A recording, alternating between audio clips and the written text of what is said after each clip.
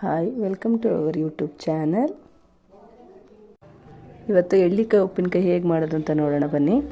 Cut ಮಾಡಿಟ್ಟಿರೋ ಎಳ್ಳಿಕಾಯಿಗೆ ಒಂದು ಸ್ವಲ್ಪ ಉಪ್ಪು ನೀರನ್ನು ಕಾಯಿಸ್ಬೇಕು. ಚೆನ್ನಾಗಿ ಉಪ್ಪು ಹಾಕಿ ನೀರನ್ನು ಮಳ್ಳಿಸಿ ಅದಕ್ಕೆ ಉಪ್ಪು ಅದನ್ನು ಎಳ್ಳಿಕಾಯಿ ಒಳಗಡೆ ಹಾಕೋಬೇಕು. ಮತ್ತು ಖಾರಕ್ಕೆ ಬೆಳ್ಳುಳ್ಳಿ, ಸಾಸಿವೆ ಮತ್ತು ಮೆಂತ್ಯ ಹುರ್ಕೊಂಡು ನೀಟಾಗಿ ಆ ಬೆಳ್ಳುಳ್ಳಿನ ಹಾಕಿ ರುಬ್ಬಿ ಅದನ್ನು ಉಪ್ಪು ನೀರು ಹಾಕಿಟ್ಟಿರುವಂಥ ಎಳ್ಳಿಕಾಯಿ ಒಳಗಡೆ ಸುರಿದು ನೀಟಾಗಿ ಮಿಕ್ಸ್ ಮಾಡಿ, ಮತ್ತು ಸ್ವಲ್ಪ ನೀರು ಹಾಕಿದ್ರೂ ತೊಂದರೆ ಇಲ್ಲ, ಯಾಕೆಂದರೆ ಉಪ್ಪನ್ನ ಬಿಸಿ ಮಾಡಿ ನಾವು ಉಪ್ಪು ನೀರನ್ನು ಬಿಸಿ ಮಾಡಿ ಅದರೊಳಗಡೆ ಹಾಕಿರ್ತೀವಿ.